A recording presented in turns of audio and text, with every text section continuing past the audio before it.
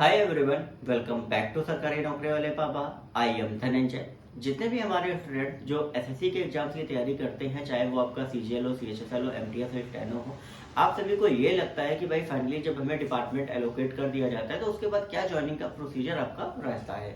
ऐसे में आप सभी को इस तरीके से कई सारे आपके डाउट्स मन में आते हैं क्योंकि आपको स्टेप बाय स्टेप चीजें पता नहीं रहती हैं। मैंने ऑलरेडी एक वीडियो बनाया हुआ है कि आपकी मिनिस्ट्री में आपकी किस तरीके से ज्वाइनिंग होती है, जिसमें मैंने बताया था कि आपकी मिनिस्ट्री की ज्वाइनिंग का जो क्राइटेरिया रहता है वो कहीं ना कहीं as compare to other department बहुत फास्ट रहता है और डिपार्टमेंट में आपका थोड़ा सा स्लो होता है क्योंकि वहां पर जो एरिया होता है वो काफी ब्रॉड होता है। मिनिस्ट्री में आपके ओवरऑल दिल्ली में ही आपका सारे मिनिस्ट्री के मेन ऑफिस होता है और वहीं पर ही आपकी ज्वाइनिंग होती है। लेकिन अगर हम बात करें आपका अदर डिपार्टमें की, तो यहाँ पर आपका ऑल ओवर इंडिया पोस्टिंग रहता है, जिसके कारण से आपकी ज्वाइनिंग जो है वो आपकी वेरी करती है। अब यहाँ पे अगर हम बात करें कि भाई किस किस डिपार्टमेंट में आपकी किस तरीके से आपकी ज्वाइनिंग होती है, तो लगभग सारे डिपार्टमेंट्स में आपकी जो ज्वाइनिंग होती है वो आपके लगभग प्रोसीजर आपका पूरा सेम रहता है। अब यहाँ पे जैसे ही मान लीजिए कि आपको डिपार्टमेंट एलोकेट कर दिया, मान लीजिए आप एसएससी सीजीएल है में की तैयारी कर रहे हैं, आपको वहाँ पे जीएसटी में आपको कोई जीएसटी में आपको अलॉट कर दिया, मतलब डिपार्टमेंट मिल गया, आपको इनकम टैक्स मिल गया, या मान लीजिए स्टेनो की तैयारी अगर आप कर रहे हैं, आपको वहां पर ईडी में अगर आपको एज ए स्टेनो अगर आपकी पोस्टिंग होगी, तो इस तरीके से नेक्स्ट आपका क्या प्रोसीजर होता है ज्वाइनिंग का। तो सबसे पहले जब आपको डिपार्टमेंट एलोकेट कर दिया जाता है तो उसके बाद एसएससी क्या करती है कि जो भी आपके रिस्पेक्टिव डिपार्टमेंट्स होते हैं जिनमें आपकी ज्वाइनिंग होती है, उनके हेडक्वार्टर में आपके डोजियर्स भेजती है। और डोजियर में क्या होता है कि आपका जो कमीशन कॉपी से लेके जो जो चीजें आप एग्जाम से लेके लास्ट तक करते हो वो सारी चीजें वहां पर इंक्लोज रहती हैं। और जब वो सारे डॉक्यूमेंट्स आपके भेजे जाते हैं उसके बाद फिर आपका जो डिपार्टमेंट होता है वो आपके लिए एक प्रेफरेंस फॉर्म आपका भेजता है। मान लीजिए कई सारे ऐसे डिपार्टमेंट्स हैं जिनमें आपके लिमिटेड नंबर ऑफ ऑफिसर्स है और मेट्रो सिटीज में है, तो वहां पर आपका पोस्ट प्रेफरेंस वहां पर आपके उन सारी सिटीज की आपको लिखी रहती है। अगर हम बात करें कि भाई किस तरीके से आपको नंबर ऑफ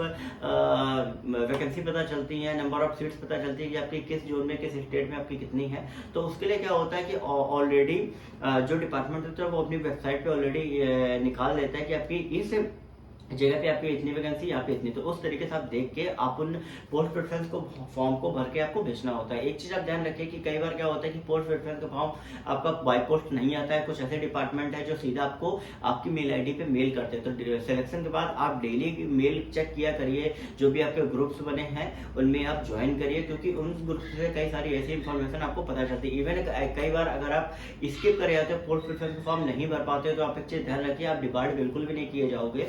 उसमें क्या रहता है कि जब आप नहीं भर पाते हो तो उसमें आप को जो सबसे लास्ट वैकेंसी होगी उसी में ही आपको ज्वाइनिंग आपकी कराई जाएगी। ठीक है, ऐसा नहीं कि पूरी तरीके से बाहर कर दिया जाता।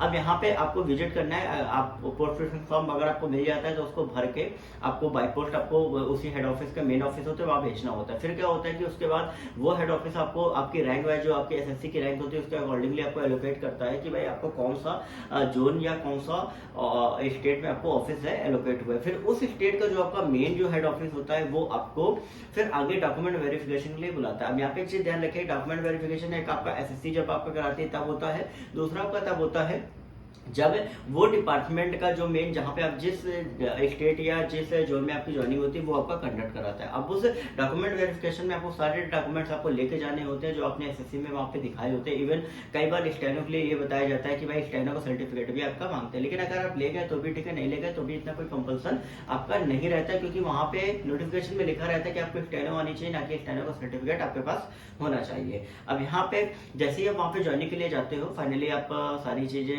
डीवी वगैरह कंप्लीट करा लेते हो, उसके बाद फिर आपको एक अलग से स्टेशन प्रेफरेंस का फॉर्म दिया जाता है और एक अटेस्टेशन फॉर्म दिया जाता है जिसमें आपको मेडिकल फैसिलिटी और आपका पर्सनल इन्फो इंक्लूड रहती है। कई बार क्या होता है कि मेडिकल आपको वही डिपार्टमेंट आपका कंडक्ट करा लेता है, तो ऐसे में आप सभी को मेडिकल फॉर्म नहीं दिया जाता, लेकिन जिनको नहीं कराया जाता उनको दिया भी जाता है। फिर आपको घर मतलब अपने होम डिस्ट्रिक्ट से ही आपको सारी बेसिक इन्फो आपको कंप्लीट करनी होती है। फिर लास्ट के आपको 2 ऐसे पर्सन के नेम भी होते हैं, जैसे मान लो आपके रिलेटिव मोहल्ले में आपको उनसे आपको सिग्नेचर और वेरीफाई कराना होता है। एक करेक्टर सर्टिफिकेट होता है जो कि आपको एसडीएम या डीएम से आपको वेरीफाई कराना होता है। अगर आप चाहो तो आप सर्जन वगैरह से भी करा सकते हो, ठीक है। और मेडिकल की अगर हम बात करें तो वो आपको सीएमओ से सर्टिफाइड कराना होता है। तो ये सारी चीजें आपको करके कंपाइल करके आपको उसी जो आपको जो मेन हेड ऑफिस जो उस जोन का है वहां पर आपको भेजनी होती है। फिर वो जो आपका क्या होता है कि आप उसके साथ साथ स्टेशन प्रेफरेंस भी आपको भर के भेजना होता है। तो जैसे ही आप वहाँ पे पहुँचते हैं उसके बाद फिर आपको एलोकेट किया जाता है कि आपकी किस ऑफिसर के अंडर में पोस्टिंग है और आपका क्या स्टेशन। और लगभग अगर हम बात करें ओवरऑल तो इन सब प्रोसीजर में आपका लगभग 6 से 7 महीने आपके लग जाते हैं। अब फिर जब आपका स्टेशन और आपका जो मेन जो अपॉइंटिंग है वो आपको अलॉट कर दिया जाता है, फिर वो जो उसके पास फिर जो सारे डोजियर्स होते हैं वो उसके पास जाते हैं, फिर वहां से आपकी जो ज्वाइनिंग होती है वो आपकी इशू होती है। अगर आप चाहो तो उस ऑफिस से कोऑर्डिनेट करके अपनी ज्वाइनिंग जल्दी भी करा सकते हो। कई बार अगर लोग कहते हैं तो वो डिले भी हो जाती है, क्योंकि डिपेंड करता है, कई बार लोगों का एक्सटेंशन चाहिए होता है। तो अगर आप बात करते हो तो कहीं ना कहीं वो सारी चीजें आपकी डिले भी आपकी हो सकती है। डिपेंड ये करता है कि आपका कोऑर्डिनेशन अगर उस डिपार्टमेंट उस ऑफिस से है कि नहीं है। ठीक है। अब यहाँ पे एक चीज आप ध्यान रखें कि जब आप ज्वाइनिंग के लिए जाते हो तो कई सारे ऐसे प्रोसीजर्स होते हैं जो आपको फॉलो करने होते हैं। तो उसके लिए अगर आपको सारे प्रोसीजर्स जानते हैं, चैनल को सब्सक्राइब करें, वीडियो को लाइक करें, इस वीडियो को ज्यादा से ज्यादा शेयर करिए। नेक्स्ट आपको इस पर वीडियो मैं आपको ऑलरेडी डाल दूंगा। ओके।